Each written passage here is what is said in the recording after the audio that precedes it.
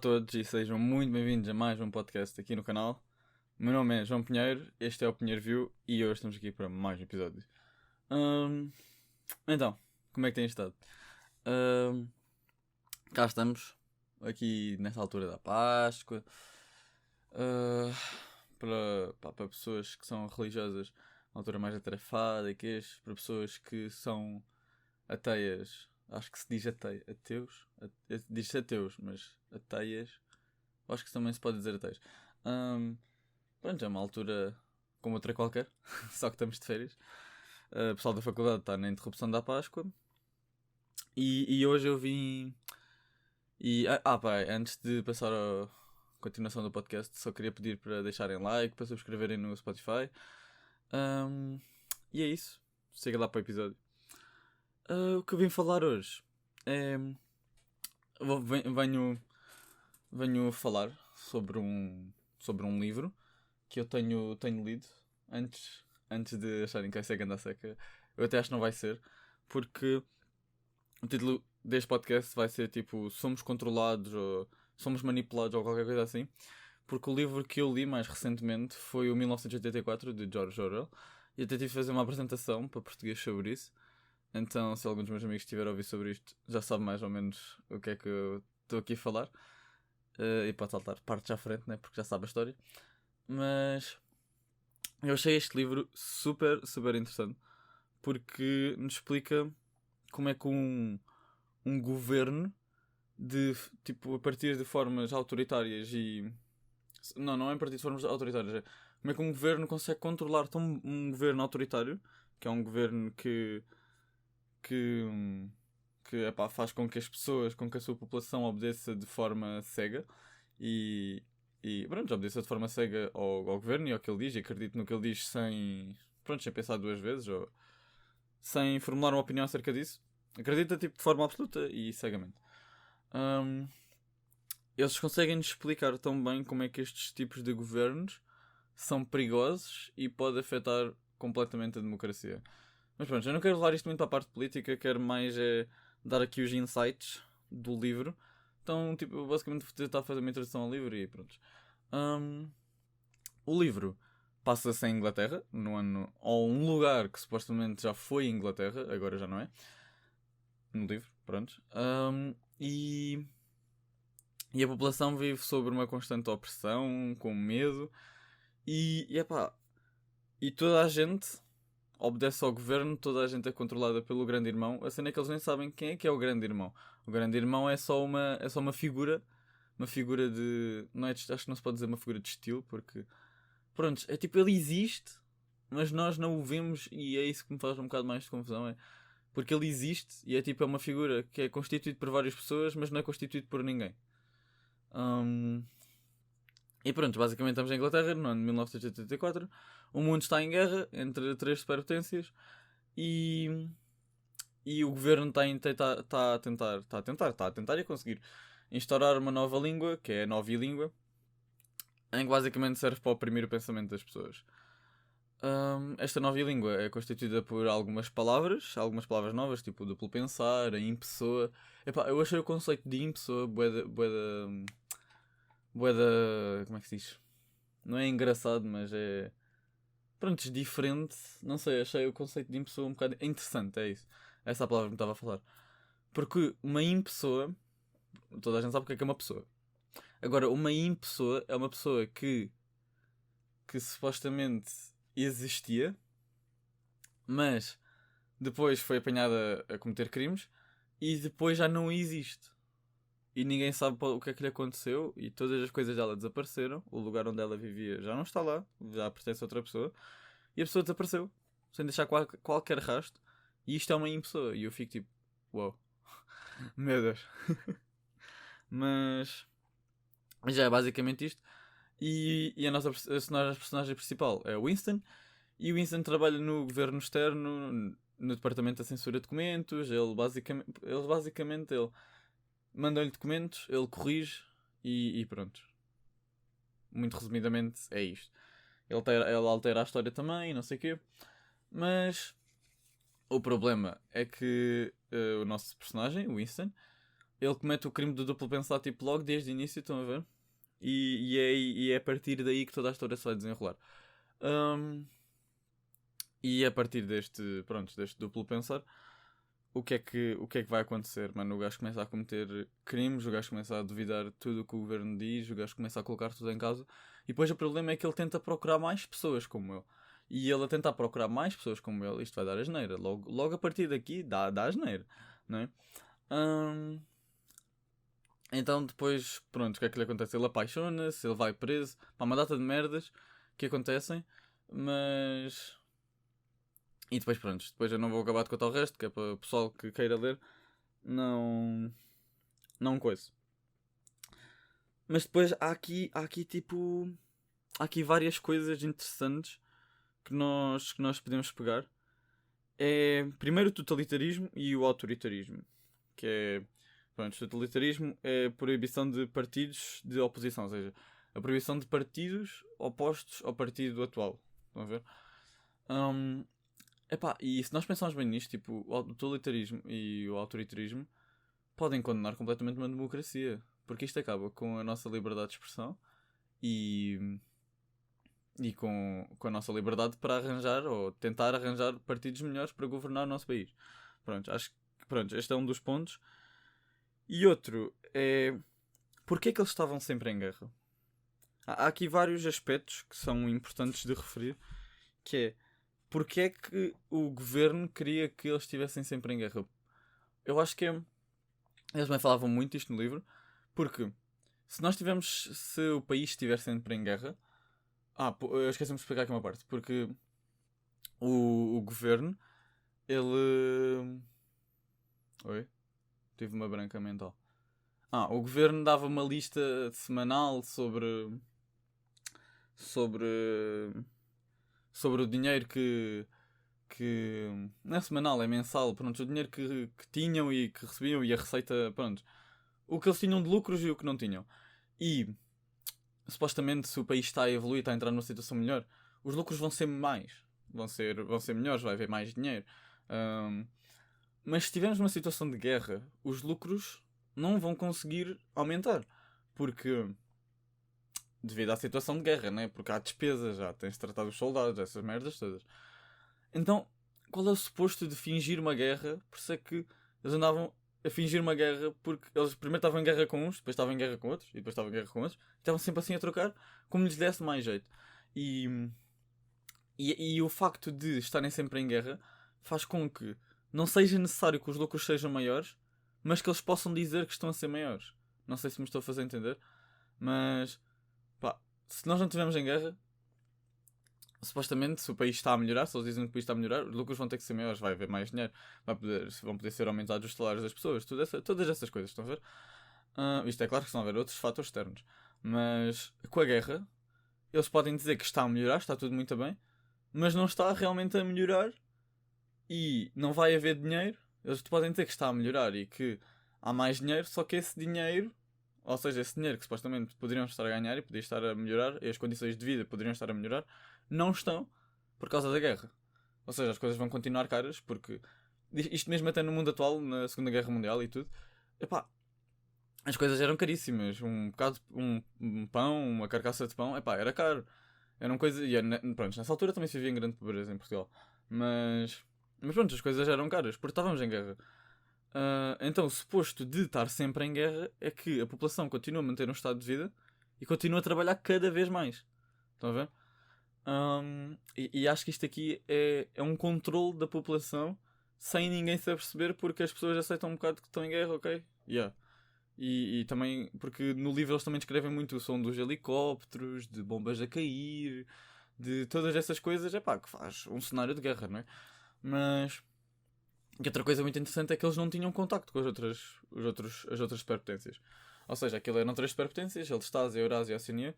Eu aqui tive um bocado de dificuldade em perceber onde é que a Inglaterra estava, porque, pá, a Inglaterra atualmente faz parte da Europa, não é? E no livro não fazia parte da Eurásia, fazia parte da Oceania. Eu só percebi isso mais tarde, pá, aí, tipo, a meio do livro. Mas também, tipo, eu sou um bocado burro a ler livros. Então, eu às vezes tenho um bocado de dificuldade, tipo, a entender bem as cenas e o que é que eles estão a querer dizer com aquilo e o que é que está por trás, estão a ver? Mas prontos. A Inglaterra fazia parte da Oceania no livro. E pronto, eles não tinham contacto com as outras superpotências. É como se fosse tipo uma Coreia do Norte, que eles também não sabem o que é que se passa cá fora. Nós podemos já estar super evoluídos e eles não sabem nada. Pá. E isto aqui, o facto de estar sempre em guerra também ia impedir as pessoas de sair, acho que também se calhar foi um bocado nesse sentido, e descobrir o que é que havia lá fora, porque eles afirmavam que lá fora também eram partidos como este, tipo, eles também diziam que as outras superpotências também viviam desta forma, mas se calhar nem era, estão a ver? Pá, não sei se este insight é assim tão bom, mas pronto, acho que perceberam o que é que eu estava a querer dizer com isto. Segundo aspecto muito importante, eles não deixavam que as pessoas se criassem relações, criassem laços entre umas e outras, porque tu tens que amar o grande irmão.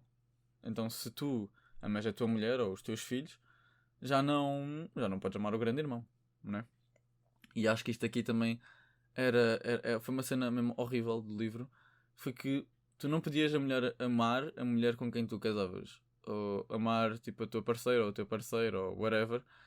Um, e acho que isto aqui, epá, dá um aspecto a toda esta sociedade que, tipo, se eles não podem criar afetos, como é que eles vão se tipo sentir humanos? Porque o ser humano é feito de relações, de pronto, nem que não estou só a dizer de namoros e de casamento, estou a dizer mesmo de amizade. E tu não podias tipo ter amigos. Tu tinhas era conhecidos, estão a ver? Mas tu também nunca podias saber em quem é que tu poderias confiar ou não.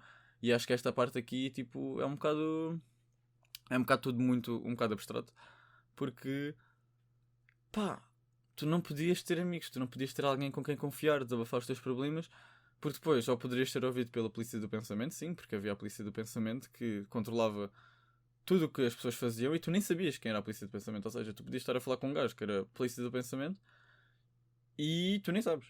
E depois vais preso, passado uns meses ou uns dias ou whatever, que os gajos decidam. Eu também não percebi bem como é que é essa parte da polícia do pensamento, tipo, quanto tempo é que eles demoram a, pronto, a encontrar as pessoas e a contactá-las, tipo, a apanhá-las e a mandá-las presas. Ahm, e pronto, isto também vai acontecer no livro, em diversas situações, mas pronto, as pessoas não podiam criar afetos entre si e isto vai um bocado contra o que é o ser humano. Porquê a mudança de uma língua? Terceiro aspecto muito importante. O porquê da mudança da língua, porquê de retirar palavras ao inglês, ou porquê criar novas palavras em que condensamos vários significados, porque assim nós estamos a restringir toda a mente humana. Já imaginaram o que é tipo nós evoluirmos enquanto seres humanos, criarmos novas coisas? Por exemplo, a palavra computador não existia há 200 anos atrás, certo? Imaginem o que é nós evoluirmos, estamos nesta altura, mas não temos criado palavras novas para acompanhar o processo de evolução. Ou seja, estamos a criar, ou seja, estamos a evoluir enquanto humanidade, enquanto tecnologia e pronto, e tudo uma cadeia de fatores, mas que depois não evoluímos nas palavras, não conseguimos escrever ou o que estamos a sentir ou o que sabemos e o que sentimos, estão a ver? E é claro que isto vai restringir muito o pensamento das pessoas. Ok, vou dar aqui um exemplo prático porque, pronto, é o que eu estou a pensar agora. Mas imaginem que, quando criaram os computadores, os telemóveis e os tablets, diziam assim: tudo isto se chama um computador. Isto é um computador, o tablet é um computador, um telemóvel é um computador, um rato é um computador, um teclado é um computador. Epá, tipo, são coisas diferentes e nós só olhamos para elas, são coisas diferentes, mas nós estamos a atribuir mais ou menos o mesmo significado a tudo. E isto vai restringir um bocado o nosso pensamento porque não vamos ter palavras diferentes para explicar coisas diferentes. Estão a perceber? E acho que é um bocado este o objetivo do governo ao criar esta nova língua que nem sequer estava terminada. E havia muita gente que ainda não usava, mas acho que o objetivo do governo era tentar impingir a língua até 2030 ou até 2050, uma coisa assim. Uma coisa assim, tipo, completamente absurda. Mas já viram, se isto continuasse, e mesmo num governo hoje em dia, por exemplo, na Coreia do Norte, acho que lá os homens só podem ter 10 cortes de cabelo e que são impingidos pelo governo. E ao início uma pessoa até é estranha, ok? Yeah. Mas depois, quando se começa a habituar, já passado 2, 3, 5 anos, uma pessoa já se esquece quais é que eram os outros cortes de cabelo para além daqueles 10, estão a perceber? E, e acho que isto faz todo o sentido quando queres oprimir uma população. Se tu lhes restringires, se uma pessoa lhe restringir as opções, neste caso as opções das palavras, vai restringir o pensamento delas. E acho que isto era o principal objetivo do governo, era restringir o pensamento das pessoas, restringir o modo como elas falam, para poder assim controlá-las ainda melhor. Estão a ver? E o objetivo do governo era sempre ter mais poder, sempre controlar cada vez mais a população, e pronto, e ninguém se apercebia do que é que estava a acontecer. E torna-se um bocado complicado quando tu dizes uma coisa e tu acreditas numa coisa, acreditas que o passado era assim, mas depois não há ninguém para corroborar a tua história. Corroborar é confirmar, dizer a verdade. Pronto. Se não existe ninguém, ou essas pessoas também têm medo de expressar-se porque podem ser presas ou podem ser castigadas, como é que tu vais dizer que tal coisa aconteceu assim? Quando todos à tua volta dizem que não é. É preciso ter muita coragem, mas depois estas pessoas tinham coragem e iam presas. Estão a ver? Porque depois também não sabes em quem podes confiar. E isto é tudo uma bola de neve, uns acontecimentos vão pegando noutros e outros noutros, e é como aquela a falácia da serpente, em que é um ciclo vicioso, e que não se consegue sair dali. E quando estes governos tomam posse, é muito difícil, ou seja, se não há intervenção externa, é muito difícil de acabar com as coisas. Por exemplo, no tempo do Salazar em Portugal, os nazis acabaram porque, pronto, já originou toda a Segunda Guerra Mundial e os franceses rebentaram o cu deles. Em Portugal, o que é que aconteceu? Houve uma revolução interna, mas para revoluções internas existirem, tem de passar muitos anos, tem de haver muita coisa.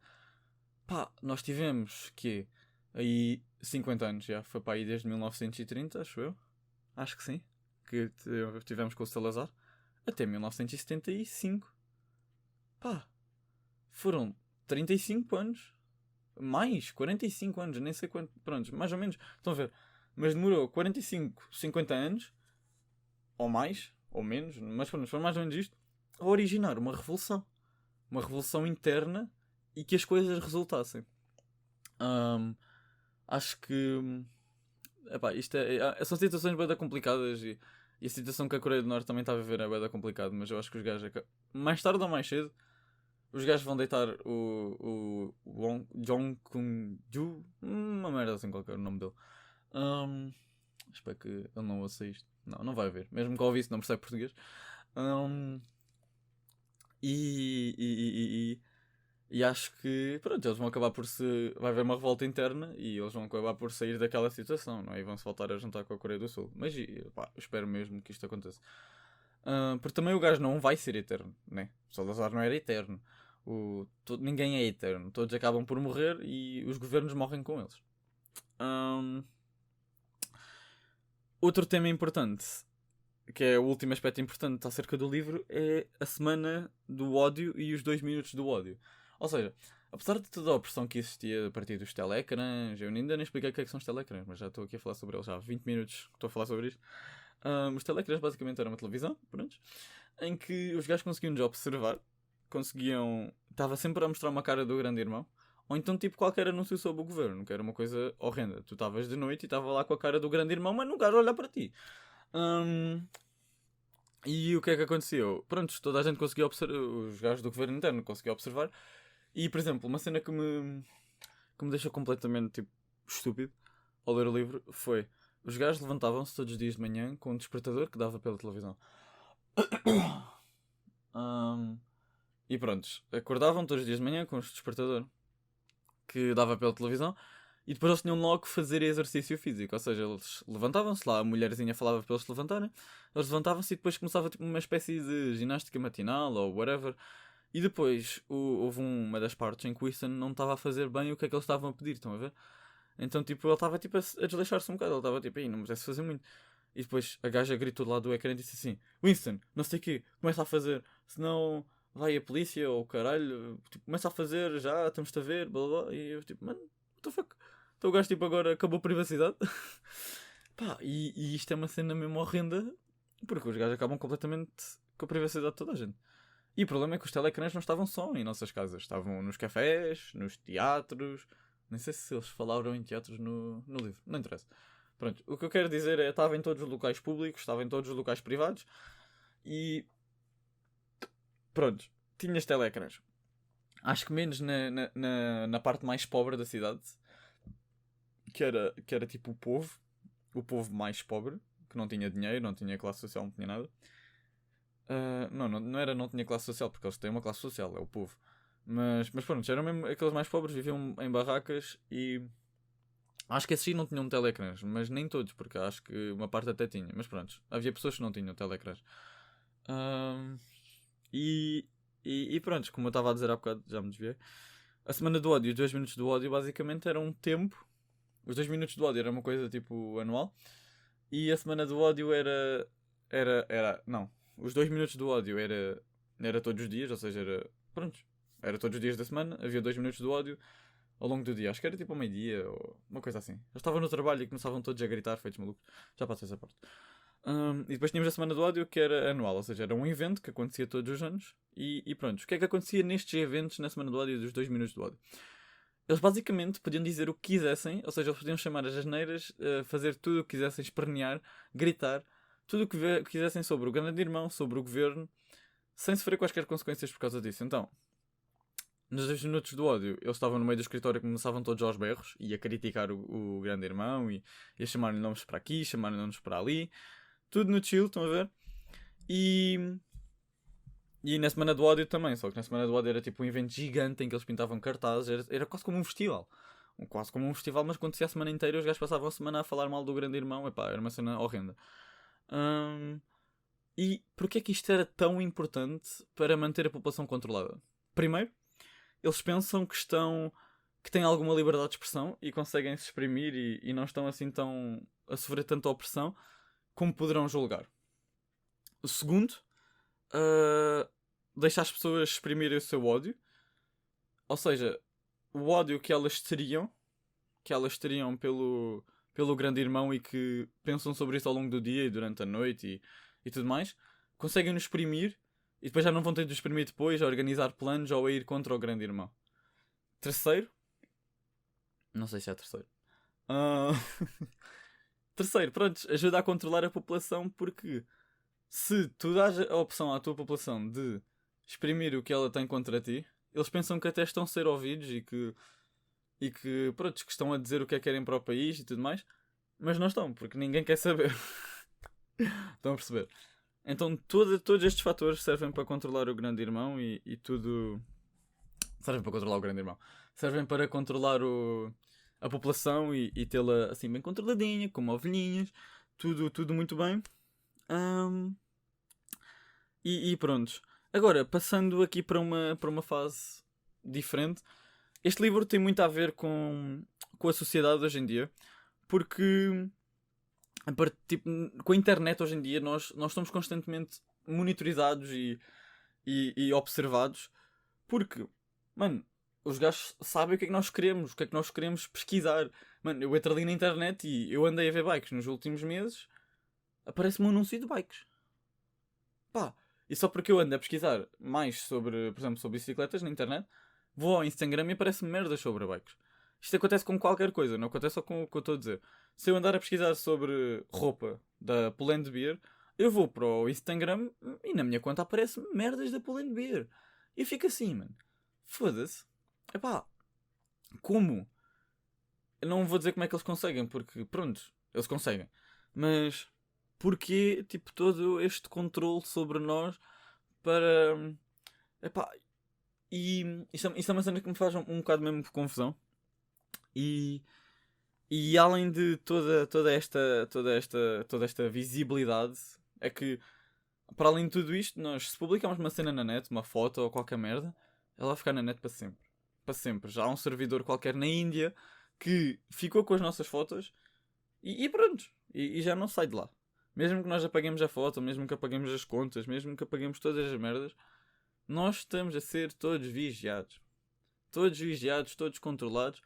E quem disser que não, é mentira. É mentira porque talvez deva fazer um bocado de pesquisa e talvez deva pensar um bocado mais sobre isto. Porque, pá, não, já pararam para pensar o quão, tipo, isto é um bocado, não é assustador, mas tipo, mexe um bocado com o cérebro das pessoas, pelo menos com o meu mexe. Estão a perceber? E, e acho que eles não deviam tirar a nossa privacidade desta maneira, não sei. Porque nós somos seres humanos e é a mesma coisa que, pá, também só partilho na internet, eh, ou seja, eu só partilho na internet coisas se eu quiser. Ninguém me obriga a nada. Mas, mas pronto, pá, toda a gente gosta de partilhar fotos na net, no Instagram, todas essas merdas, pôr twitters, tipo, pôr twitter pôr um tweet sobre uma merda que eu acho sobre a minha vida pessoal, tipo, é um bocado dar expose da minha vida, tipo, para a internet. Estou a perceber?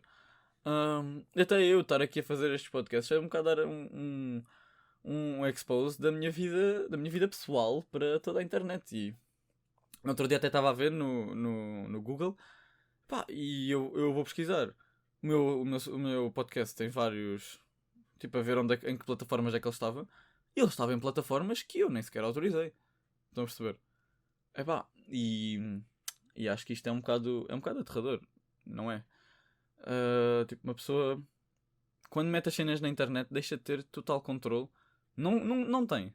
Acabou o controle sobre o que é que as pessoas vão fazer a tua foto, o que acontece às tuas fotos, o que acontece a tudo. Estão a perceber? E depois o problema é que, pronto. E acho que é bué isto, esta cena de ser controlado. E depois nós também nos deixamos. E outra cena que também podemos transportar agora em comparação com o livro é a cena das fake news, da, pronto, notícias que são erradas e mas que parece que transparecem a verdade. Por exemplo, se a SIC, por exemplo, isto agora vai ser a pura mesmo da realidade e um caso mesmo que me aconteceu mesmo ontem e que eu agora vi mesmo antes de gravar este podcast que, pronto, a Portuguese Cycling Magazine é uma revista de ciclismo portuguesa e tem uma página no Instagram, tem podcast e tudo. Eu gosto bem de ouvir os gajos, mano, os gajos são bem bacanas. E eles ontem puseram um post a dizer que houve um gajo, acho que era o Massama, não sei dizer bem o nome dele, mas pronto, o gajo foi despedido da The Koenig, que é uma equipa de ciclismo internacional, que é a equipa do João Almeida. E os gajos estavam a dizer que esse gajo, da equipa do João Almeida, não é o João Almeida, esse gajo, acho que é um italiano, foi despedido. Foi despedido da equipa, ele é um ciclista também. Foi despedido da equipa porque não estava a ajudar o João Almeida e não sei o quê. Epá, na altura achei que aquilo um bocadinho estranho. Mas eu achei por assim, pronto, talvez seja verdade. E depois eles agora meteram um post a dizer que aquilo era tipo uma espécie de brincadeira e que, como ontem foi dia das mentiras e tudo, e pronto, já despediram o estagiário que fez aquele post. Mas é pá, eu olhei para aquilo e eu acreditei, de olhos fechados, que aquilo tinha mesmo acontecido. E eu fiquei tipo, ok, isto pode ter mesmo acontecido. Só porque a fonte era reliable, não sei dizer em português, era confiável.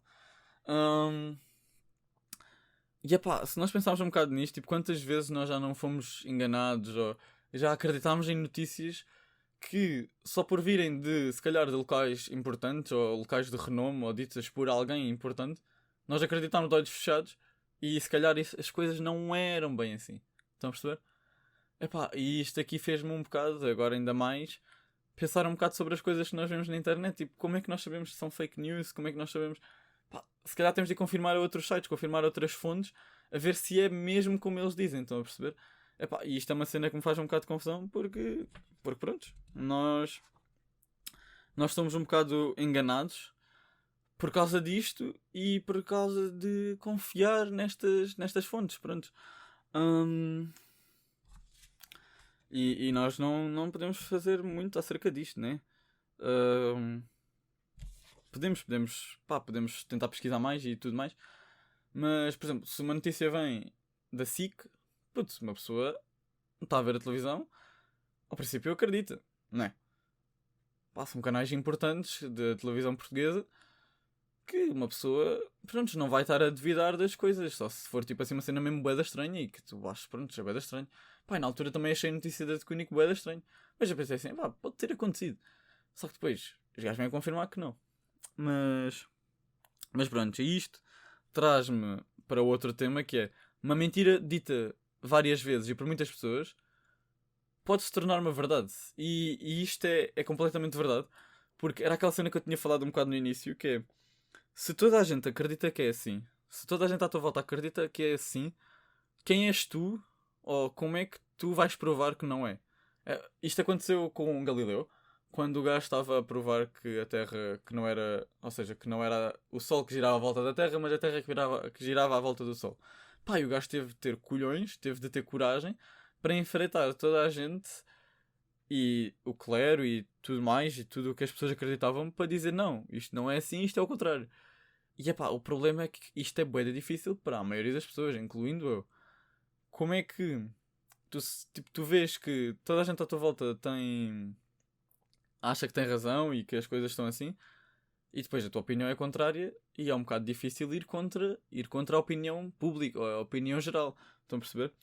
E isto é uma coisa que acontece no livro, que é os gajos tentam, na cadeia, no 1984, na cadeia os gajos tentam incumbir muito o pensamento às pessoas. Ou seja, hum, os gajos têm um exemplo que é 2 mais 2 não é 4, é 5. E eles fazem com que as pessoas acreditem que 2 mais 2 é 5 porque o governo acredita. E as pessoas acreditam. Estão a ver? Porque o governo diz. E quem não acreditar, os gajos ficam lá a insistir, e a insistir, e a insistir. E depois quando as pessoas passam cá para fora, as pessoas também se apercebem que 2 mais 2 é 5. Então, como é que 2 mais 2 era 4 no passado? Mesmo que haja provas científicas sobre isso e tudo mais, que já não existiam. Estão a ver? Havia provas na memória das pessoas. Mas depois as pessoas começam a duvidar das memórias. E como eu estava a dizer, isto é tudo um ciclo sem fim, que não tem pés na cabeça, mas que está sempre assim. Sempre assim. Sempre assim. Como é que uma pessoa vai sair daqui? Não sai. Estão a perceber? Ou tenta arranjar uma maneira de sair deste ciclo, ou tenta arranjar qualquer coisa, ou então não sai e pronto. E é assim. Mas estão a perceber? Pá, e isto é algo complicado porque não é fácil. Não é fácil ir contra a opinião geral. Não é fácil. Não é fácil. Prontos, duvidar destas coisas e contra a opinião. Prontos, a opinião. Prontos, tudo o que as pessoas pensam, tudo o que a sociedade pensa, não é fácil ir contra isso. Estão a perceber? E isto leva-me à minha próxima questão, que é: não devemos deixar-nos guiar pela maré, não devemos acreditar em tudo o que os outros dizem, não devemos deixar que os outros pensem por nós, porque a nossa principal arma contra a sociedade e contra pensamentos tipo assim, contra o autoritarismo, totalitarismo e todas estas coisas dos governos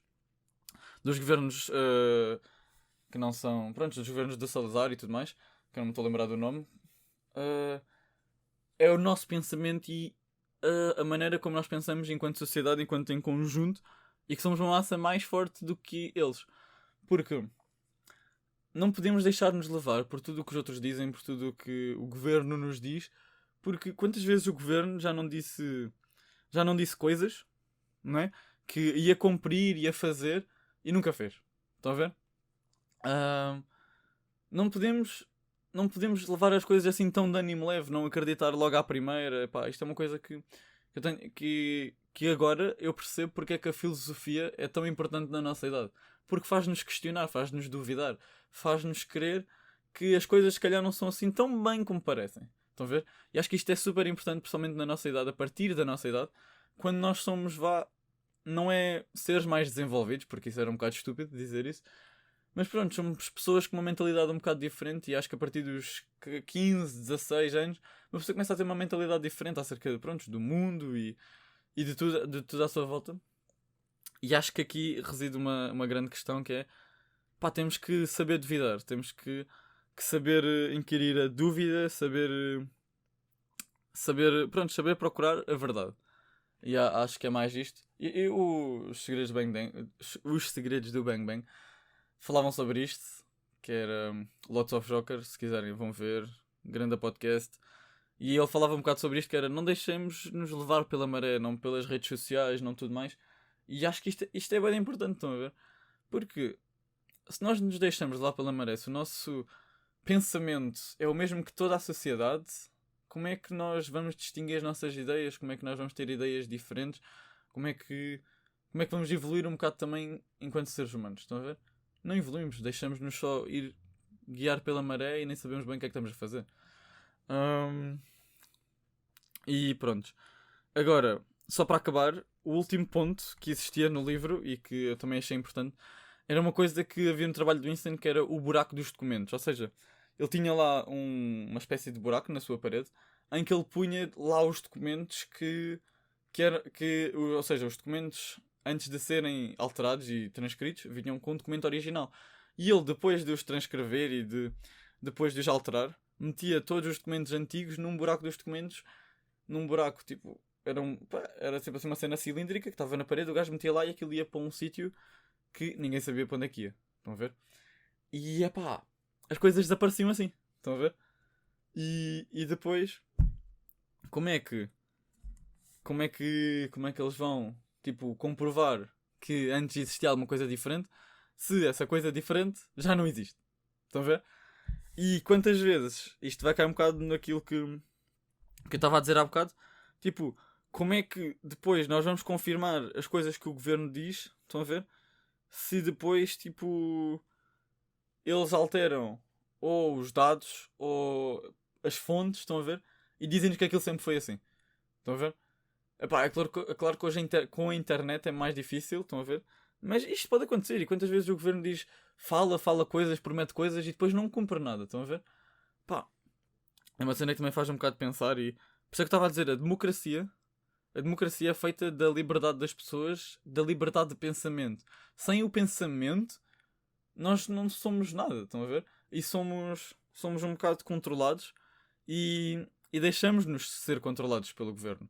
E agora, só mesmo para terminar o podcast, eu gostaria de deixar aqui uma pergunta em aberto, que é, vamos deixar que sejamos controlados? Será que nós queremos deixar que o nosso pensamento seja controlado? Malta. Pensei sobre isto. O podcast de hoje vai ficar por aqui. Espero que tenham gostado e vejo numa próxima. Tchau.